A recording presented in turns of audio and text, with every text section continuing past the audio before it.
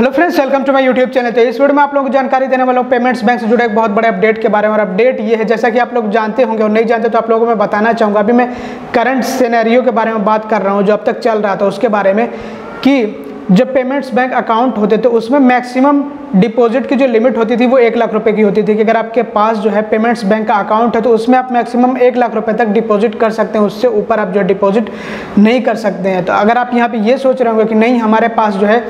Payments bank account है लेकिन उसमें हम जो 1 लाख रुपए से ज़्यादा डिपॉजिट कर भी लेते और हो भी जाता, तो यहाँ पे आप लोगों को मैं बताना चाहूँगा कि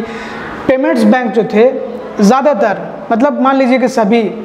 अब क्योंकि 1 लाख रुपए का जो अमाउंट होता है ये कोई बहुत बड़ा अमाउंट नहीं होता है, तो उन्होंने क्या किया कि किसी नॉन पेमेंट बैंक के साथ में उन्होंने टाई अप कर लिया, पार्टनरशिप कर ली। तो पार्टनरशिप जब कर ली तो जब आप अपने पेमेंट्स बैंक अकाउंट में 1 लाख रुपए से ज़्यादा डिपॉजिट करते हैं तो वो आपका जो 1 लाख रुपए से ज़्यादा का अमाउंट होता है वो एक तरह से स्वीप होकर के चला जाता है उनके पार्टनर बैंक में। फॉर एग्जांपल, जैसे कि पेटीएम पेमेंट्स बैंक ने टाई अप किया इंडसइंड बैंक के साथ में,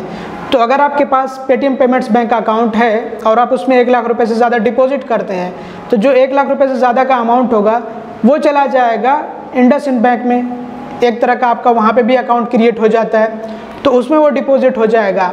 तो इसी तरह से जितने पेमेंट्स बैंक है, चाहे आपका एयरटेल पेमेंट्स बैंक हो या जियो पेमेंट्स बैंक हो या एनएसडीएल पेमेंट्स बैंक हो या इंडिया पोस्ट पेमेंट्स बैंक हो, इसी तरह से और भी पेमेंट्स बैंक होंगे, तो उनका किसी ना किसी बैंक के साथ में टाई अप चल रहा होगा। जो नॉन पेमेंट बैंक हैं उनके साथ में उनका टाई अप चल रहा होगा, पार्टनरशिप चल रही होगी। तो जब आप 1 लाख रुपए से ज़्यादा डिपॉजिट करते हैं तो वो एक तरह से स्वीप होकर के उस बैंक अकाउंट में चला जाता है जिसके साथ में उनका टाई अप है, उनकी पार्टनरशिप है। तो वो अमाउंट जो कि स्वीप होकर के उनके पार्टनर बैंक में चला जाता है, तो उस पर आपको उतना ही इंटरेस्ट रेट मिलता है जितना कि उनका पार्टनर बैंक इंटरेस्ट रेट आपको प्रोवाइड करता है। जितना उनके पार्टनर बैंक का रेगुलर इंटरेस्ट रेट होता है डिपॉजिट के ऊपर, उतना ही आपको इंटरेस्ट रेट आपके उस स्वीप हुए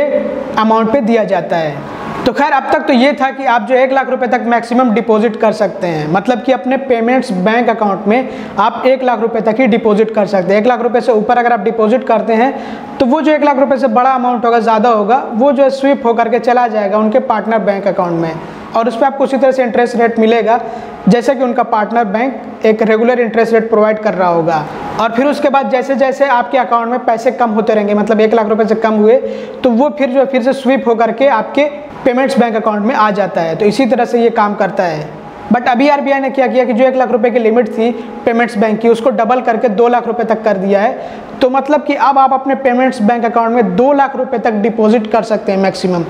ये एक तरह से फाइनेंशियल इंक्लूजन को बढ़ावा देने के लिए आरबीआई ने किया है, ताकि लोग ज़्यादा से ज़्यादा जो डिजिटली ट्रांजेक्शन करें और लोग जो है ज़्यादा से ज़्यादा अपने अकाउंट ओपन करें, तो जो ट्रांजेक्शन वगैरह होते हैं ऑनलाइन डिजिटली वो ज़्यादा हो, फाइनेंशियल इंक्लूजन हो, लोग बैंकिंग की तरफ आएँ, ऑनलाइन लेन देन हो। और इस न्यूज़ को बहुत सारे डिजिटल मीडिया ने पब्लिश किया है, आप यहाँ पे पढ़ भी सकते हैं, जैसे कि बिजनेस टुडे है और यहाँ पे मिंट है और इसके साथ साथ द इकोनॉमिक टाइम्स। तो बहुत सारे यहाँ पे मीडिया आउटलेट्स हैं जिन्होंने ये न्यूज़ जो है पब्लिश करी ऑनलाइन। तो दोस्तों, बस इस वीडियो में यही आप लोगों को जानकारी देनी थी कि अब आपको जो डबल लिमिट मिलेगी डिपॉजिट की, अगर आपके पास जो पेमेंट्स बैंक अकाउंट है, तो चाहे वो किसी भी पेमेंट्स बैंक का हो,